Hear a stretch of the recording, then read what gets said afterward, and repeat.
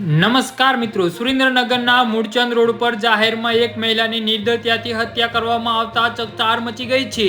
ઘરેલુ હિંસાના કેસની કોર્ટમાં તારીખ હોવાથી આવેલા રાજેશ નામના શખ્સે પોતાની જ પત્ની સોનલ કરોડિયા પર રિક્ષા ઊભી રાખીને શરીરના 27 જેટલા ઘા ઝીકી કુર હત્યા કરી નાખી હતી.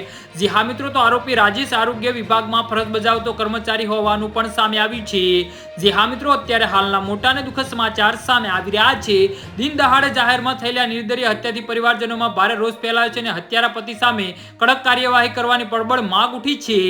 જી હા મિત્રો, તો પ્રાથમિક વિગતો અનુસાર મૂળચંદ રોડ સ્થિત માનવ મંદિર પાસે પતિ પત્ની વચ્ચે કોઈ બાબતે ઉગ્ર બોલાચાલી અને તકરાર થઈ હતી અને આ વિવાદ એટલે હદે વણસી ગયો હતો કે આવેશમાં આવેલા પતિએ અચાનક પોતાની પાસે રહેલી ધારદાર છરી ગાડીને પત્ની પર આડેધડ ઘા ઝીકવાનું શરૂ કર્યું હતું અને લોહી લુહાણ હાલતમાં પત્ની જમીન પર ઢળી પડતા જ આરોપી હત્યારો પતિ ઘટના સ્થળેથી નાસી છૂટવામાં સફળ રહ્યો હતો.